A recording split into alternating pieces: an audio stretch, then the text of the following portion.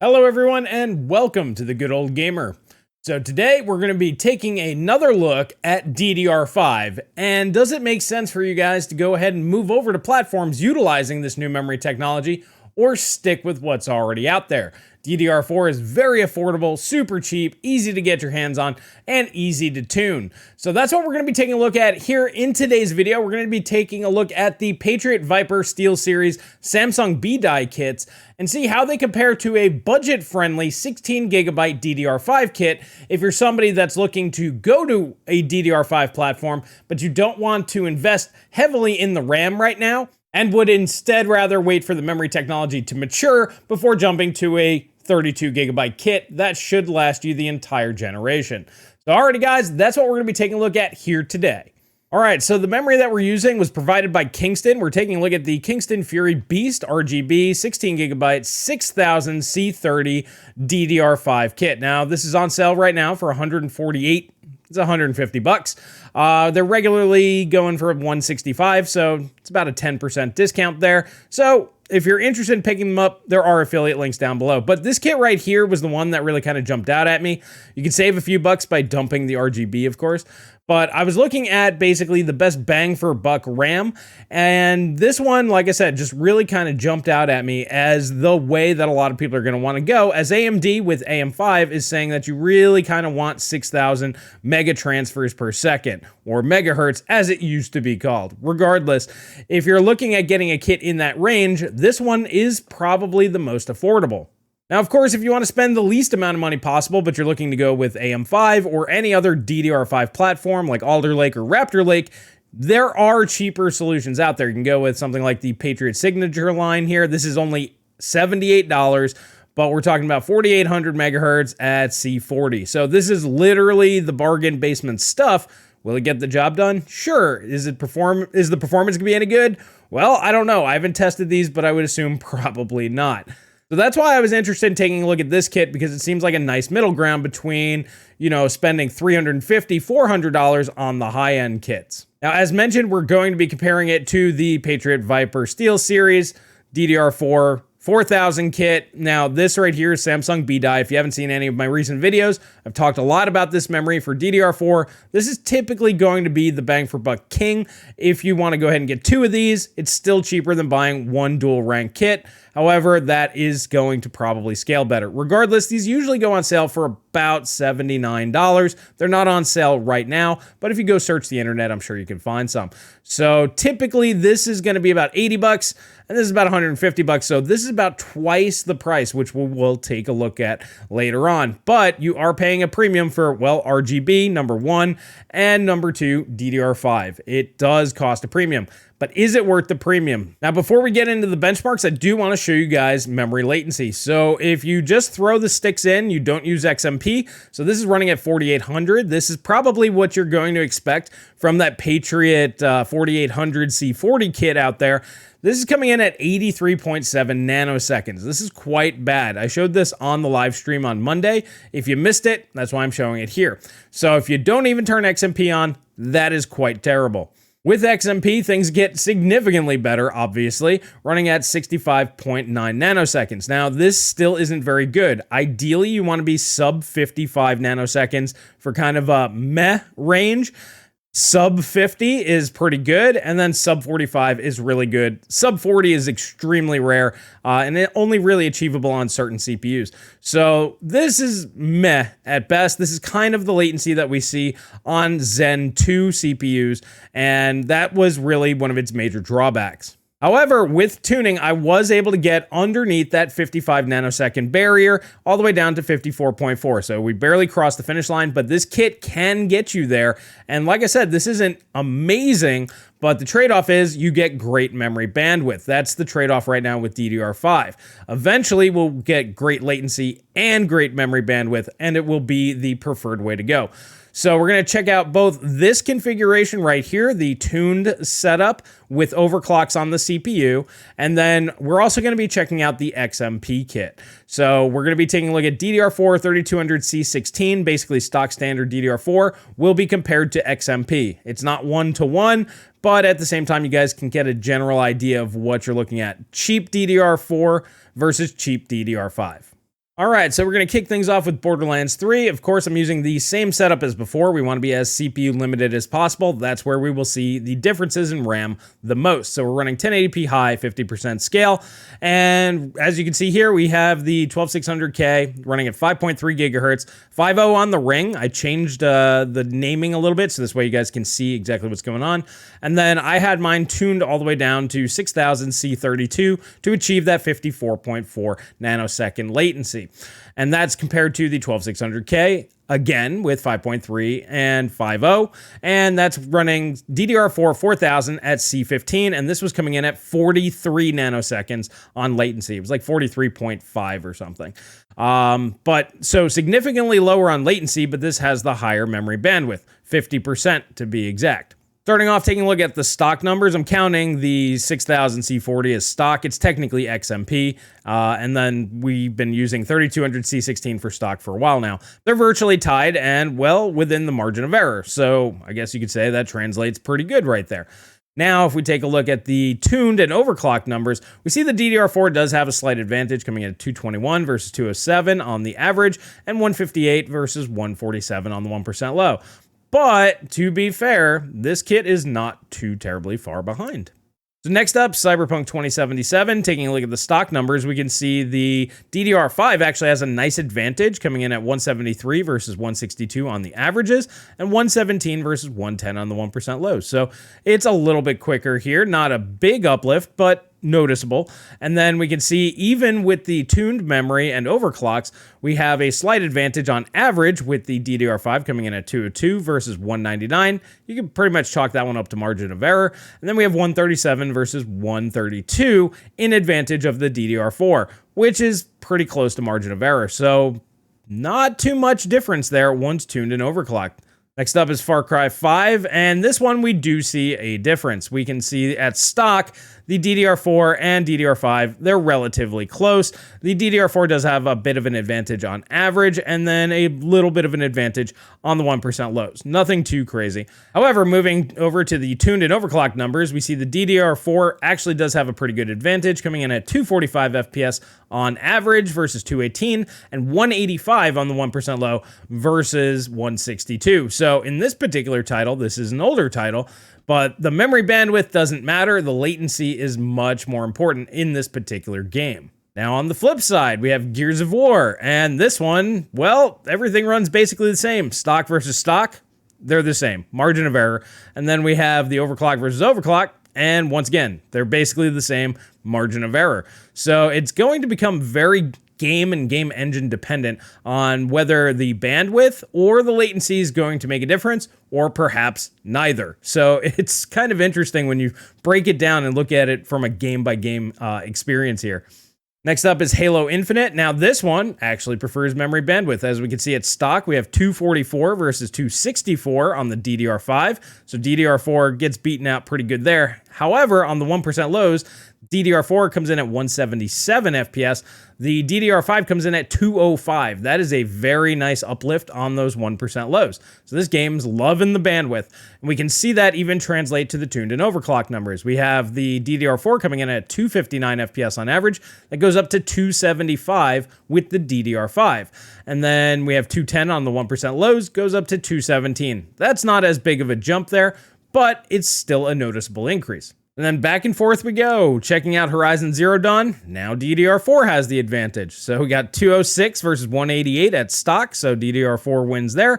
And then the 1% low of 151 compared to 139. So there's a nice little gap there. And then the tuned and overclock numbers, you have 233 in comparison to 208, and then 168 to 154. So there we go, back and forth. Let's see what happens next. Next up is Starcraft 2. This is a very single-threaded game, so it's kind of interesting to see if it's more latency or bandwidth sensitive. And looks like at stock, doesn't really care. They're basically doing the same thing. However, once tuned and overclocked, we do see a nice little advantage for the DDR4. So this game prefers lower latency over higher bandwidth. So coming in at 436 FPS on average compared to 414, and then 299 on the 1% low compared to 282. It's measurable, but it's not really that big of a difference when you break it down. Now we're swinging the other way again. So next up is Shadow of the Tomb Raider.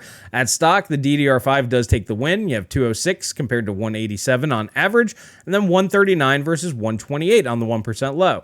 So that's a nice little advantage for DDR5. And then the tuned and overclocked numbers, we have the DDR5 coming in at 245 FPS on average compared to 235. Not too big of a difference there. And then we have 165 FPS on the 1% low compared to 154. So once again, a measurable uplift for DDR5.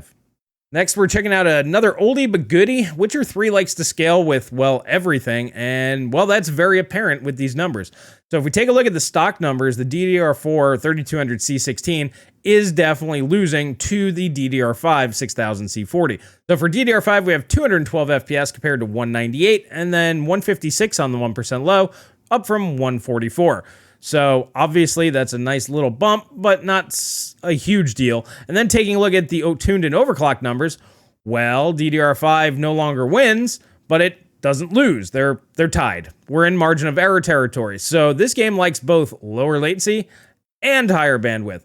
So in games like this, once DDR5 gets everything sorted out, probably once we hit like 7600 C32, somewhere in that range, then we're going to see DDR5 go way out here and leave DDR4 in the dust in this game. All right, next up is Watchdogs Legion. Now, this game I thought was actually going to scale better with the memory bandwidth. Taking a look at the stock numbers, that seems to be the case. The DDR5 on average comes in at 132 compared to 128, margin of error win. And then the DDR5 on the 1% low comes in at 103 in comparison to 99. Still pretty much margin of error. So they're pretty much tied, but a slight win for DDR5. Then once we take a look at the tuned and overclock systems, DDR4 takes the lead, coming in at 162 FPS on average versus 157, and then 127 versus 123 on the 1% lows. So this is another title that likes both low latency and higher frequency, but it prefers the lower latency. Next up, I wanted to check out our emulation tests because, well, what do they want? What do these old consoles being emulated want? Do they want bandwidth or do they want latency? Taking a look at the stock numbers, it seems it doesn't care because they're tied. There's just margin of error there. 1 FPS win on average for DDR4, 1 FPS win for DDR5 on the 1% low. Whatever, tied. However, once you get tuned and overclocked, there is a difference. We have 130 FPS on the DDR4 system versus 124. Not a big difference, but it is measurable. And then we have 107 compared to 103. Less measurable. So a slight advantage in terms of lower latency compared to higher bandwidth. And then finally, taking a look at RPCS3 using Resistance Fall of Man, we can see here the stock numbers. We have the same average for DDR4 and 5. DDR4 does take a slight win over the DDR5 on the 1% lows, however, hitting 60 and pushing below that 60 FPS mark. Don't like seeing that, man. I like my 60s at the minimums. But in reality, this is basically margin of error. So, moving on over to the overclock stuff, well, RPCS3 likes lower latency and higher bandwidth yet again, as we're in margin of error. 118 to 118 on average, and 73 to 71 on the 1% low. So once again, once we get DDR5 with higher frequencies, lower latencies, we should see a nice advantage moving forward. All right, so if we tally them all up and throw an average out there, we're going to take a look at the 1% lows, as obviously that's going to be the most sensitive to these and be the most measurable. We can go ahead and see here the DDR4 overclock comes in at 162 FPS on average across the 12 games on the 1% low, and then the DDR4 comes in at 167. So it's a slight advantage, but I mean, we're pretty much still in margin of error territory, guys. So that's actually very impressive. I thought the DDR4, with its much lower latency and its reasonably good timings, I mean, DDR4 4000 pretty solid. But yeah, the DDR5 on this budget-ish kit, I use budget because it's cheap relative to other DDR5, but yes, it's still a little bit pricey. Regardless, it's holding up pretty well, a lot better than I thought it would. And then if we take a look at the stock numbers, the DDR5 actually pulls ahead. Now, this isn't surprising as we're using basically bare bones DDR4 at 3200C16. And this, I guess you could technically say, is already kind of overclocked, but even still, it's pulling ahead by a little bit. So that means even if you're not going to tune and overclock, DDR5 is actually going to be better than the cheapo DDR4. So you have to have a much better DDR4 kit to not think DDR5 would actually benefit you. So yeah, that's actually nice to see. So you don't have to tune in overclock, and you will get some gains. They're just not as good as this. So that's why I always recommend, if you know what you're doing and you want to spend a little time, get some free performance, you can go ahead and do so. All right, time for the platform cost. So this does look a little skewed because good old Calc from OpenOffice did not want to go ahead and go down to 0. Regardless, it's $70 more than the DDR5. It's not hard to figure out. So we're basically talking about $80 RAM versus $150 RAM. It is a pretty good increase to the overall platform cost, considering they're kind of tied. In reality, the DDR4 is faster. So that does make the DDR5 kind of a tough sell.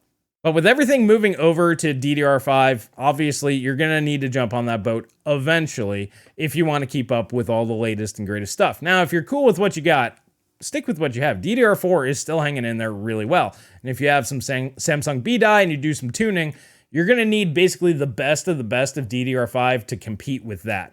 However, this more budget-friendly kit came out really well, actually. Like I said, I was able to get it down to C32. Overall, latency, I dropped about 10 nanoseconds off of the XMP. And between that and tuning and overclocking, that net us a 22% performance gain. So, hey, that's right in line with the other performance gains that we were seeing. So, yeah, I'm actually a little humbled. I thought DDR5, because of its really laggy latencies, I didn't think that they'd be able to compete. However, it looks like these new kits, if you take some time and do some tuning, I was not expecting to hit C32 on this. And honestly, you can go ahead and push these a lot harder than I realized. I think maybe it was the first generation DDR5s that kind of put everybody off. But these newer, later generation, these are technically second gen kits that are out now. These ones are actually much, much better. You can get sub timings very close to what I can get on my Samsung B die. I was not expecting that. I was expecting nearly double the sub timings, but nope, I can get almost in line with DDR5 Samsung B die. And with the primary timings, they just don't seem to make as big of a difference when it comes to DDR5. So if you're running almost the same sub timings, and the primaries don't really matter a whole lot, I mean, they still matter. It's just not as big of a deal as it is on DDR4. You know, we're actually a lot further along than I thought we were. So that's really good. And this makes me happier for people that are going to invest in things like AM5 and go ahead and get DDR5 Alder Lake and Raptor Lake boards, because you can get RAM kits that are going to be very, very good. Now, there are some kits out there that are extremely good and that can hit those really, really high frequencies. So if you guys have been watching the Techonomics podcast or my live stream the other day, I also have a 6400 C32 kit from Kingston as well for testing. And I ran into the limitation, the motherboard just simply couldn't handle it. Just couldn't do it. Or that's what we're assuming. I have another kit coming in for testing, so this way I can see if it is the memory kit or the motherboard. But feels like it's probably going to be the motherboard. So DDR5, to get to those really high frequencies, is going to be more of a challenge for the motherboard manufacturers, less of a challenge for the actual RAM manufacturers. So if you are somebody that's looking to have the best of all worlds, have that really high bandwidth, really low latency, you're going to really need to focus in and find the right motherboard to go ahead and do that. So if you're looking at these really expensive new platforms, my suggestion would be is if you want to buy a more expensive kit of RAM and just push it to the moon now, make sure you get a motherboard that only has 2 DIMM slots. This is going to allow you to get to that 7200, 7600, maybe even 8000 with a kit like this. Now, I do have another motherboard coming in, and I will test this RAM out. I went ahead and picked up the MSI Pro Z690-A DDR5 version. I have the DDR4 already. I really like the motherboard, but it's a 4 DIMM board. I want to test under those conditions, as I know most of you guys, you're going to get 4 DIMM boards. You're not that interested in pushing the absolute limits. You'll wait. In reality, I'm going to check and see how that performs, but you might be better off waiting for something like Z690 if you want to go with Alder Lake, and you really want to make sure that you find like Buildzoid reviews or guys that really dial into this sort of stuff with the new AM5 motherboards coming out, because you're going to hear, oh, this thing runs great, it runs great, it runs great, until you buy it, and then you're like, hey, I want to run really, really fast RAM. Now, this might be a disadvantage for AMD. They've already said that 6000 is the sweet spot. It's one of the other reasons why I wanted to highlight the kit that I am here today. But you may not be able to hit those high frequencies with an Infinity Fabric 1-to-1. So If you're really interested in pushing DDR5 to its limits, looks like Z790 might be the way to go for you, and then you can get the best of all worlds. But that's just from my experience and sample size of one, and with some of the guys that I was talking to. Connor over at Graphically Challenged, he's been doing this for a while now. He's got a lot of knowledge on it. I'm actually going to send him over one of these kits for verification testing. But yeah, I'm really excited. DDR5 is much further along than I thought. Prices are affordable-ish. You know, it's early generation. Remember, we were paying, you know, $200 for 16 gigs of like DDR4 3000 there for a while when like Zen and Zen Plus came out. So a lot of people tend to forget about that. DDR4 used to be really expensive. It is very affordable now. I don't know if I would personally make the switch yet, but if you're somebody who wants that maximum performance, yes, you're definitely going to want a 2-DIMM board. You're going to want the best DDR5, and it'll start screaming. Now, if you're looking to be more budget conscious, the RAM kit that I checked out here today, the Fury Beast, $150. It's going to do well. It'll pair very well with AM5. You can tune it if you want to. If you don't, well, you don't have to. It still performed pretty well stock, but you can get a lot of extra performance tuning, as I've shown here recently. So yeah, I'm pretty happy with the kit. If you guys are interested, affiliate links are down below. It does help support the channel. I want to thank all of you guys that do use those. And then yeah, we'll go ahead and check this out once the new motherboard comes in, and hopefully I can run it at least at its XMP. And then we'll see if we can get actually even more out of it. But I would also like to hear from you guys if you think that it's worth investing, as myself, into a motherboard that only has 2 DIMMs. Now, typically those are about $450 to $500 motherboards. Not something I would normally buy for myself because it's just not that interesting to me compared to a $150 motherboard that happens to have 4 DIMMs and will be like 95% as fast. But from a testing perspective, are you guys really interested in this? Do you guys want to see the limits pushed? Is that something that you think we should check out here moving forward as we get more and more in depth into like the new technologies and performance and trying to figure all that stuff out? Do you think that it's actually worth it? Me personally, unless you guys are like, yes, absolutely do it, and I get support from the community, I'm going to hold off and let others take care of that one. But I do want to hear your thoughts in the comment section down below. But alrighty, guys, that's really all I have for you here today, and I will catch you guys in the next video.